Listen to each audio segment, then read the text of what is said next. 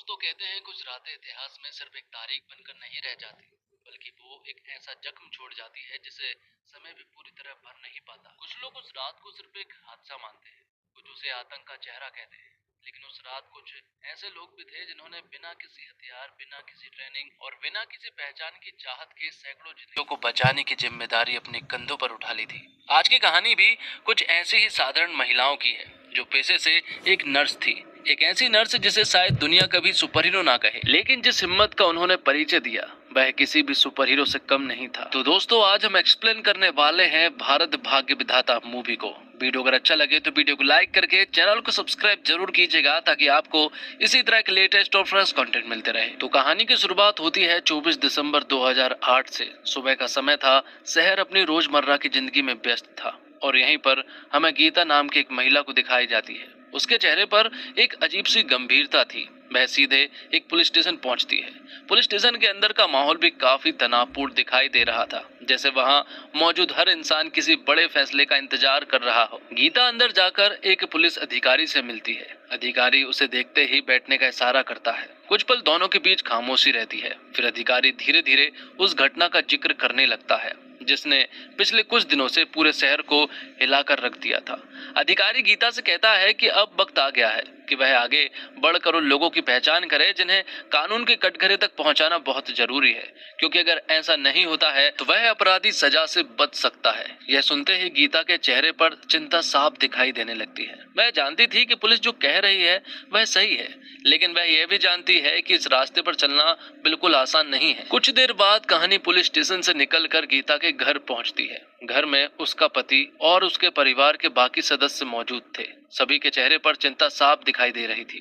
वे बार बार गीता को समझाने की कोशिश कर रहे थे कि उसे इस मामले से दूर रहना चाहिए। उनका कहना था कि दुनिया बहुत बदल चुकी है, यहाँ सच बोलने वालों को हमेशा सुरक्षा नहीं मिलती, कभी कभी सच बोलने वालों की कीमत बहुत भारी पड़ जाती है। गीता का पति भी उसे समझाने की कोशिश करता है कि उसने जो करना था वह कर चुकी है, अब उसे अपनी और अपने परिवार की सुरक्षा के बारे में सोचना चाहिए।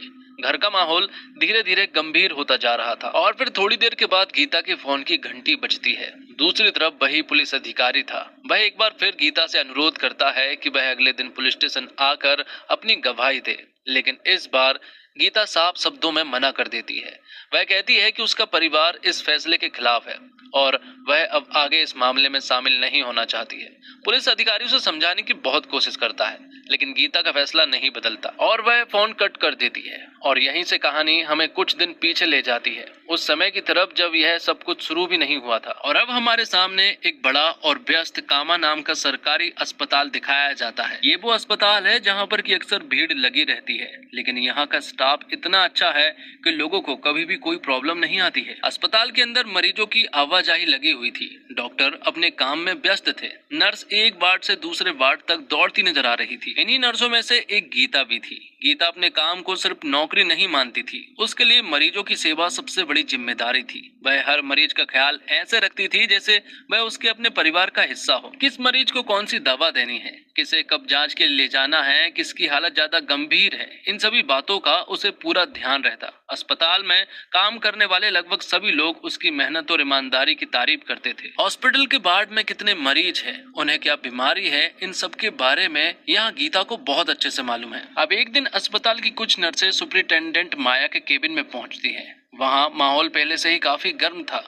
माया बेहद सख्त स्वभाव की महिला थी। उसके लिए नियम सबसे ऊपर थे और जो भी नियम तोड़ता वह उसे बिल्कुल भी बर्दाश्त नहीं करती थी। दरअसल एक नर्स ने एक प्रेग्नेंट महिला की इमरजेंसी हालत देखकर बिना कुछ औपचारिकताएं पूरे किए उसकी सोनोग्राफी करा दी थी। नर्स को लगा कि मरीज की जान बचाना ज्यादा जरूरी है, लेकिन माया को यह बात बिल्कुल पसंद नहीं आई। वह गुस्से में उस नर्स को डांटने लगती है।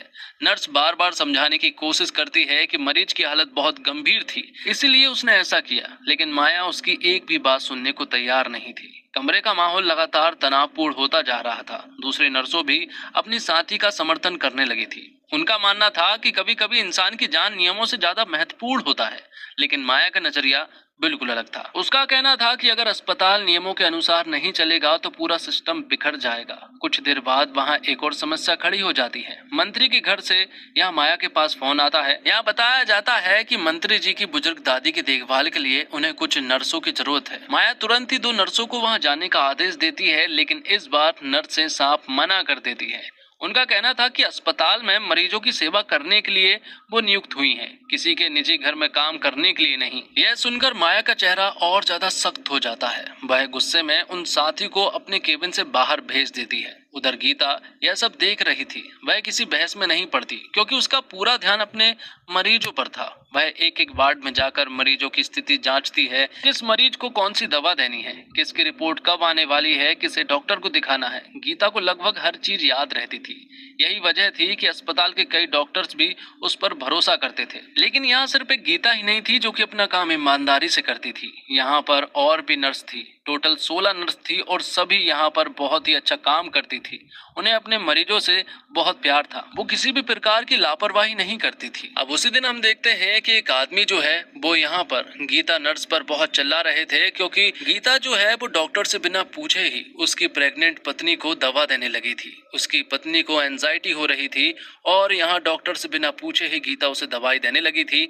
इसलिए यहाँ पर वो आदमी जो है वो गीता को बुरी तरह से चिल्ला रहा था कि तुम कोई डॉक्टर नहीं हो, तुम एक साधारण सी नर्स हो और तुम्हें बिना डॉक्टर के पूछे बिना कुछ भी नहीं करना चाहिए। गीता को यहाँ उस आदमी का बुरा नहीं लगा। वो तुरंत ही यहाँ पर एक ट्रेनी डॉक्टर को बुलाकर लेकर आती है। जब वो नया डॉक्टर यहाँ पर आया ना, तो उस डॉक्टर को भी इतना ज्यादा नॉलेज नहीं था, इसलिए वो अपने डॉक्टर के पास कॉल लगाता है। वो तुरंत ही डॉक्टर भरद्वाज के पास कॉल लगाता है और उनसे पूछता है कि इस औरत को एंजाइटी हो रही है, इसमें कौन सी दवा देनी चाहिए। गीता ने यहाँ पर इन सारी रिपोर्ट के बारे में डॉक्टर भरद्वाज को बताया था और यहाँ युवा डॉक्टर ये सारी बातें डॉक्टर से बोल देता है। डॉक्टर यहाँ सिर्फ एक ही बात कहता है कि अगर वहाँ नर्स गीता मौजूद है तो आपको मेरे पास कॉल लगाने की क्या जरूरत है।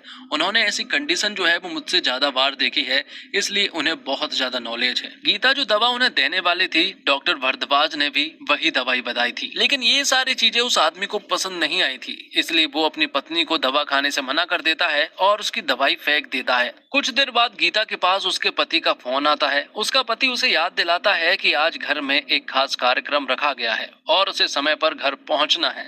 गीता मुस्कुराते हुए कहती है कि उसने पहले ही छुट्टी ले रखी है और वह समय पर घर पहुंच जाएगी। फोन रखते ही वहां फिर अपने काम में लग जाती है। दोपहर धीरे धीरे शाम में बदलने लगती है। अस्पताल की कैंटीन में कुछ देर के लिए सभी नर्सें बैठकर खाना खा रही थी और इसी दौरान गीता की सीनियर नर्स दीना डांगे यहाँ पर आती है। दीना डांगे इस हॉस्पिटल में पिछले 30 सालों से काम कर रही है और अब डांगे यहाँ पर आकर काफी ज्यादा परेशान दिखाई दे रही थी। वह गीता से मदद मांगती है।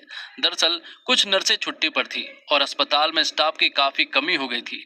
डांगे चाहती है कि गीता आज थोड़ी देर और रुक जाए। शुरुआत में गीता मना करती है क्योंकि उसने घर जाने का वादा किया था, लेकिन जब उसे पता चलता है कि मरीजों को परेशानी हो सकती है तो वह अपना फैसला बदल देती है। यही गीता की सबसे बड़ी खूबी थी। वह हमेशा खुद से पहले दूसरों के बारे में सोचती थी। शाम ढलते ढलते अस्पताल का माहौल बदलने लगता है। अब कुछ डॉक्टर अपनी ड्यूटी खत्म करके जा चुके थे। अब अस्पताल की जिम्मेदारी ज्यादातर नर्सों और कुछ कर्मचारियों के कंधों पर थी। गीता पूरे अस्पताल का चक्कर लगाती है और हालात को समझने की कोशिश करती है। उसे महसूस होता है कि अगर वह भी चली गई तो मरीजों को काफी दिक्कत हो सकती है। काफी सोचने के बाद वह घर जाने का प्लान रद्द कर देती है। उसका परिवार उसका इंतजार कर रहा था। घर में कार्यक्रम रखा गया था, लेकिन दूसरी तरफ अस्पताल में कई लोग उसकी जरूरत महसूस कर रहे थे। आखिरकार गीता अपने कर्तव्य को चुनती है। वह तय करती है कि आज रात वह अस्पताल में ही रहेगी। गीता के साथ उसकी साथी नर्स सीतू भी यहीं पर रहने वाली थी और वो भी बहुत ही ईमानदारी से काम करती है। गीता ने मरीजों की जरूरत को अपने परिवार की खुशी से ऊपर रखा और पूरी रात अस्पताल में ड्यूटी करती रही। उसके लिए यह कोई नई बात नहीं थी। वह हमेशा अपने काम को सबसे पहले रखती। रात भर वह एक वार्ड से दूसरे वार्ड तक घूमती रहती, मरीजों का हालचाल पूछती रहती और यह सुनिश्चित करती रहती कि किसी को किसी तरह की परेशानी तो नहीं है। धीरे धीरे रात गुजर गई और सुबह की पहली किरण अस्पताल की खिड़कियों से अंदर आने लगी। अब गीता ने राहत की सांस ली और अपनी ड्यूटी खत्म करके घर की तरफ निकल गई। जब वह घर पहुंची तो वहां का माहौल कुछ अलग था। उसकी माँ का जन्मदिन था और परिवार के सभी लोग पिछली रात उसका इंतजार कर रहे थे, लेकिन गीता नहीं आ पाई थी। जैसे वे घर के अंदर पहुंची तो उसकी माँ उसे देखकर नाराज हो जाती है। वह कहती है, परिवार भी जिंदगी का हिस्सा होता है। हर बार अस्पताल और मरीजों को ही प्राथमिकता देना जरूरी नहीं होता। कम से कम एक दिन तो वह परिवार के साथ बिता ही सकती थी। गीता चुपचाप उनकी बातें सुनती रहती है। वह जानती थी कि उसकी माँ गलत नहीं कह रही, लेकिन वह यह भी जानती थी कि अगर वह अस्पताल छोड़कर आ जाती तो कई मरीज मुश्किल में पड़ सकते थे। यहाँ सारी नर्सों को एक बात सबसे ज्यादा बुरी लगती। लोगों के हिसाब से नर्स की जॉब जो है वो बहुत ही आसान है। लोग हमेशा सिर्फ एक ही ताना मारते हैं कि नर्स ही तो है, आखिरकार इतना काम करने की क्या जरूरत है। लेकिन उन्हें नहीं पता है कि नर्सों के ऊपर बहुत सारी जिम्मेदारी होती है। जब आप कभी बीमार होंगे और आप अस्पताल जाएंगे तब आपको पता चलेगा कि आखिरकार नर्स क्या होती है। इन सारी नर्सों के घर पर यही हाल था। कोई भी इनसे ठीक ढंग से बात नहीं करता, क्योंकि उनके हिसाब से ये कोई बड़ी जॉब नहीं है। कोई ये इतना बड़ा काम नहीं कर रही हैं कि इन्हें टाइम से हॉस्पिटल जाना पड़े। नर्स होना किसी भी घर वाले के लिए गर्व की बात नहीं थी और यही बात सारी औरतों को बुरी लगती। ये सारी बातें तो घर पर होती है, लेकिन जब वो अस्पताल आ जाती है तो उनका एक अलग कैरेक्टर होता है। यहाँ पर वो अपना काम ईमानदारी से करती है और बहुत ज्यादा खुश रहती है। इसी वजह से उन्हें ज्यादातर टाइम जो है वो हॉस्पिटल में बिताना ही ज्यादा अच्छा लगता है। अब सारी नर्सें हॉस्पिटल आ चुकी थी, सभी लोग अपना काम कर रही थी। तभी अचानक से यहाँ पर कुछ पटाखों की आवाज आती है। कुछ लोगों को ये गोलियों की आवाज भी लगी थी कि तभी मालूम चलता है कि अचानक से मुंबई में कुछ लोगों ने अटैक कर दिया है और हर तरफ गोलीबारी हो रही है। उन्हें यह भी पता चलता है कि छत्रपति शिवाजी टर्मिनल स्टेशन पर हमला हुआ है और वहां के सभी लोग जो है वो इसी तरफ भागते हुए आ रहे हैं। ये सारी न्यूज जब गीता का पति देखता है तो वो तुरंत ही अपनी पत्नी के पास कॉल लगाने की कोशिश करता है। लेकिन फिलहाल गीता यहाँ बहुत बिजी थी, क्योंकि उसे ये जानना था कि ये अफवाहें हैं या फिर सच्चाई है। लेकिन आखिरकार गीता अपने पति का कॉल उठा लेती है और यहाँ गीता का पति उसे बताता है कि मुंबई में हर एक जगह जो है वो गोलीबारी हो रही है। कुछ आतंकियों ने हमला कर दिया है और उन्होंने बहुत सारे लोगों को भी मार दिया है। छत्रपति शिवाजी टर्मिनल को भी नहीं छोड़ा है और वहाँ के सारे लोग जो है वो तुम्हारे अस्पताल की तरफ ही भागे आ रहे हैं। इसलिए अच्छा यही होगा कि तुम घर भाग कर आ जाओ। लेकिन गीता उन लोगों में से नहीं है जो कि अपने मरीजों को इस हालत में वापस छोड़कर आ जाए। वो यहाँ पर डट कर खड़ी होती है। उसे अब ये सारी बातें मालूम चल चुकी थी, इसलिए अब यहाँ गीता जो है वो डायरेक्ट माया के पास जाती है। माया भी बहुत घबराई हुई थी, क्योंकि उसे भी इन अटैक के बारे में मालूम चल गया था। गीता कहती है कि सभी लोग लॉबी में इकट्ठे हो रहे हैं और उन सभी लोगों को बताना होगा कि सब कुछ ठीक है। इसलिए हम लोगों में से किसी न किसी एक को तो वहां जाना ही पड़ेगा और उन लोगों को बताना होगा कि सब कुछ ठीक है। पूरा अस्पताल धीरे धीरे इस खबर से परिचित होने लगता है। कर्मचारियों के बीच बेचैनी बढ़ने लगती है। कई मरीजों के परिवार वाले घबराने लगते हैं। कुछ लोग अपने रिश्तेदारों को फोन करने लगते हैं। कुछ लोग अस्पताल छोड़कर घर जाना चाहते हैं, लेकिन बाहर हालात तेजी से बिगड़ते जा रहे थे। इसी दौरान खबर मिलती है कि हमले वाली जगह के आसपास मौजूद कई लोग जान बचाने के लिए सुरक्षित जगह ढूंढ रहे हैं। कुछ घायल लोग भी अस्पताल की तरफ बढ़ रहे हैं। यह सुनते ही गीता समझ जाती है कि आने वाले घंटे बेहद कठिन होने वाले हैं। अब अस्पताल की गलियारों में अब डर साफ दिखाई दे रहा था। कुछ लोग रो रहे थे, कुछ लोग प्रार्थना कर रहे थे, कुछ अपने परिवार वालों को फोन करके उनका हाल जानने की कोशिश कर रहे थे। हर किसी के मन में सिर्फ एक ही सवाल था, आखिर बाहर क्या हो रहा है और क्या वह खतरा अब उनकी तरफ भी बढ़ रहा है। गीता अस्पताल के बीचों बीच खड़ी थी। उसके साथ बहुत सारी नर्स भी खड़ी हुई थी। उनके सामने सैकड़ों लोगों की जिम्मेदारी थी। उन्हें नहीं पता था कि अगले कुछ घंटों में क्या होने वाला था, लेकिन उनके दिल में एक बात बिल्कुल साफ थी, अगर हालात बिगड़े तो वह आखिरी सांस तक अपने मरीजों और वहां मौजूद लोगों की रक्षा करने की कोशिश करेगी। उन्हें अंदाजा नहीं था कि कुछ ही देर बाद यह अस्पताल भी उस खतरनाक रात का हिस्सा बनने वाला है। अब पूरा शहर डर और अफरा तफरी की आग में जल रहा था। हर तरफ सायरनों की आवाज गूंज रही थी। न्यूज चैनल लगातार हमलों की खबर दिखा रहे थे। लोग अपने घरों में बंद होकर दुआ कर रहे थे कि यह खौफनाक रात जल्द से जल्द खत्म हो जाए। लेकिन अस्पताल के अंदर मौजूद लोगों के लिए यह रात अभी और भी ज्यादा डरावनी होने वाली थी। गीता समझ चुकी थी कि हालात सामान्य नहीं है। अगर खतरा अस्पताल तक पहुंच गया तो यहाँ मौजूद सैकड़ों लोगों की जान जा सकती है। बच्चे, उनके परिवार को भी खतरा था, इसलिए वह बाकी नर्सों और कर्मचारियों को इकट्ठा करती है और सभी के साथ मिलकर एक योजना बनाती है। उनका फैसला साफ था, जितने भी मरीज, उनके रिश्तेदार और अस्पताल के कर्मचारी हैं, उन्हें अलग अलग जगह पर छिपाया जाएगा, ताकि अगर कोई हमलावर अस्पताल में घुस भी आए तो उसे अंदर किसी के होने का पता ना चल सके। इसके बाद पूरा स्टाफ तेजी से काम में लग जाता है। कई मरीजों को वार्ड से निकालकर सुरक्षित कमरों में पहुंचाया जा रहा था। कोई बच्चों को शांत करने की कोशिश कर रहा था, कोई खिड़कियों और दरवाजों को बंद करने में लगा हुआ था, कुछ लोग अस्पताल की सारी लाइट बंद करने में जुटे हुए थे। धीरे धीरे अस्पताल बाहर से बिल्कुल सुनसान दिखाई देने लगा था और तभी अचानक से कुछ गोलियों की आवाज सुनाई देने लगती है और अब यहाँ दो आतंकी जो है वो अस्पताल के अंदर घुस जाते हैं। शुरुआत उन्होंने अस्पताल के मुख्य गेट से की थी। हथियारबंद हमलावर दिखाई देने के बाद यहाँ सुरक्षा गार्ड तुरंत ही सतर्क हो जाते हैं। अंदर मौजूद लोगों की धड़कनें तेज हो जाती है।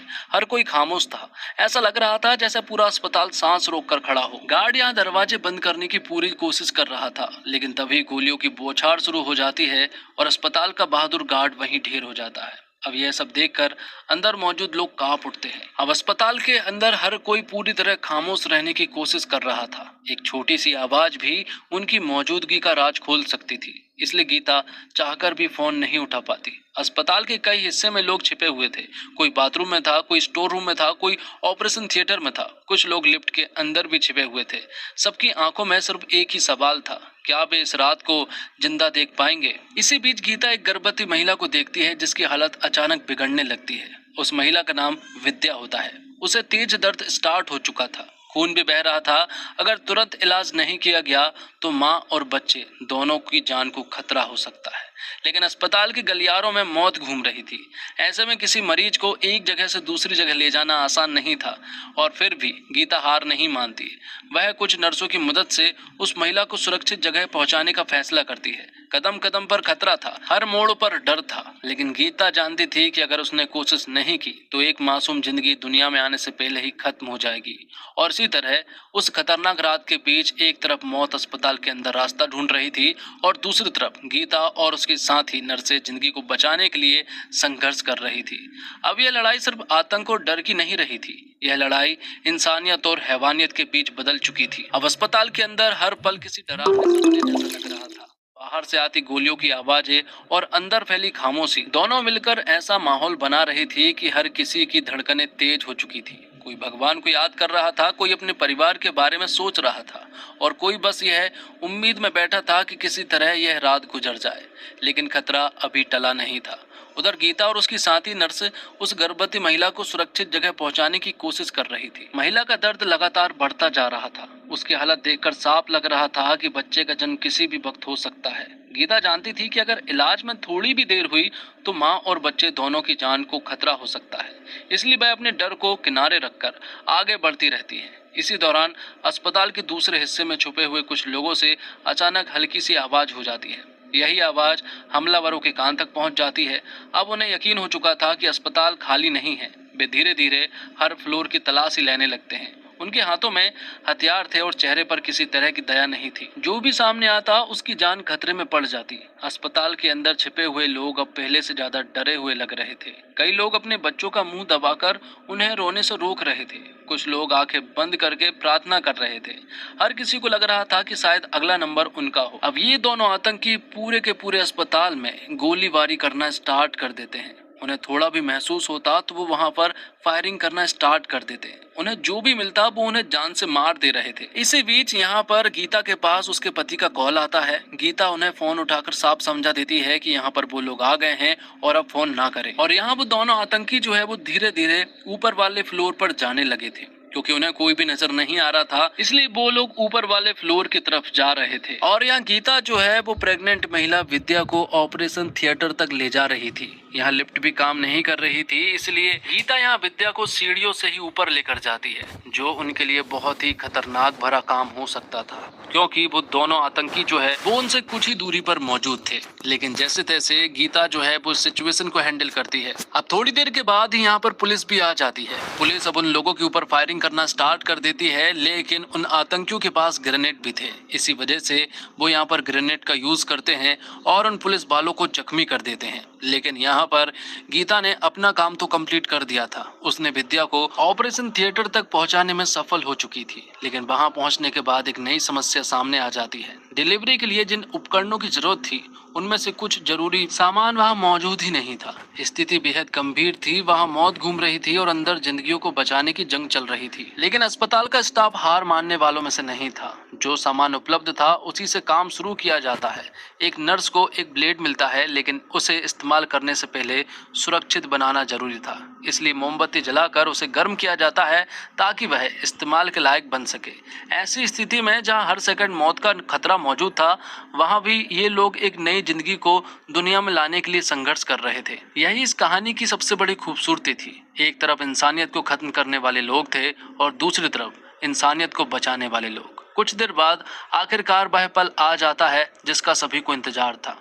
महिला सुरक्षित रूप से एक बच्चे को जन्म देती है। जैसे ही बच्चे की रोने की आवाज कमरे में गूंजती है, वहां मौजूद सभी लोगों की आंखें नम हो जाती है। इतनी तबाही और डर के बीच एक नई जिंदगी का जन्म उम्मीद की एक किरण बनकर सामने आया था। लेकिन यह खुशी ज्यादा देर तक नहीं टिक पाती, क्योंकि बच्चे की रोने की हल्की आवाज अस्पताल के दूसरे हिस्से तक पहुंच जाती है। हमलावरों को पूरा यकीन हो जाता है कि अस्पताल के अंदर लोग छिपे हुए हैं और अब वो और भी ज्यादा आक्रामक हो जाते हैं। तभी गीता एक बड़ा फैसला लेती है। उसे समझ आ गया है कि अगर हमलावर ऊपर वाले फ्लोर तक पहुंच गए हैं तो वहां से नीचे आने के बाद वो बहुत सारे लोगों को मार सकते हैं। इसलिए वह अस्पताल में मौजूद लकड़ी और फर्नीचर के भारी सामान को खिसकाकर सीढ़ियों के रास्ते में लगाने की कोशिश करती है। धीरे धीरे पूरा रास्ता बंद हो जाता है। उसका मकसद साफ था, किसी भी कीमत पर हमलावरों को नीचे नहीं आने देना है। यह काम बेहद जोखिम भरा था, लेकिन गीता को अपनी जान की नहीं, वहां मौजूद लोगों की चिंता थी।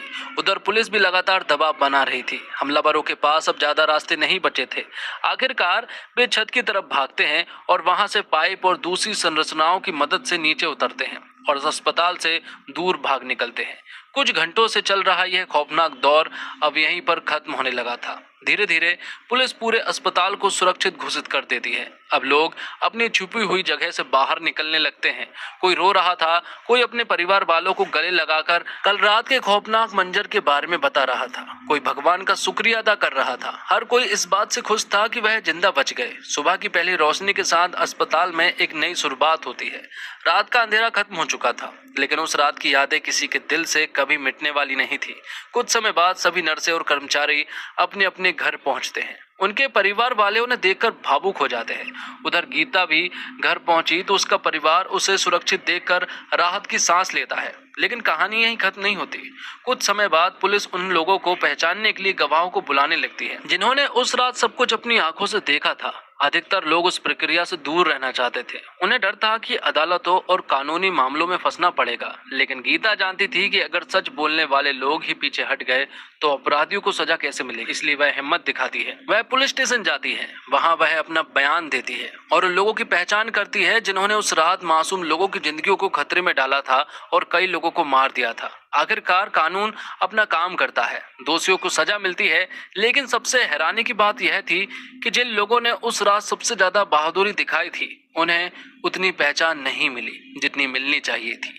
मीडिया में कुछ और नाम छा गया, कुछ और लोगों को हीरो बना दिया गया, लेकिन गीता को इससे कोई फर्क नहीं पड़ता, क्योंकि उसके लिए असली जीत यह थी कि उस रात सैकड़ों लोग जिंदा बच गए थे और शायद यही एक सच्चे इंसान की पहचान होती है। यहाँ दीना डांगे को अवार्ड दिया जा रहा था, जबकि वो उस रात इस अस्पताल में मौजूद ही नहीं थी। लेकिन गीता का मानना यह है कि वो पिछले 30 सालों से यहाँ पर काम कर रही है, इसलिए वह भी अवार्ड जरूर डिजर्व करती है। यहाँ पर गीता कहती है कि वह तालियों के लिए नहीं बल्कि लोगों की जिंदगी बचाने के लिए काम करती है। तो दोस्तों, यह थी एक ऐसी महिलाओं की कहानी जिन्होंने अपने डर से बड़ी अपनी जिम्मेदारियों को माना, जिन्होंने मौत के साए में भी अपनी उम्मीदों की लौ बुझने नहीं दी और जिसने साबित कर दिया कि असली हीरो हमेशा बंदूक लेकर नहीं आते। कभी कभी वे सफेद यूनिफॉर्म पहनकर भी लोगों की जिंदगी बचाते हैं। यहीं पर यह भावनात्मक और प्रेरणादायक कहानी समाप्त हो जाती है। आप इस फिल्म को 10 में से कितनी रेटिंग देना चाहेंगे, कमेंट बॉक्स में जरूर बताइएगा।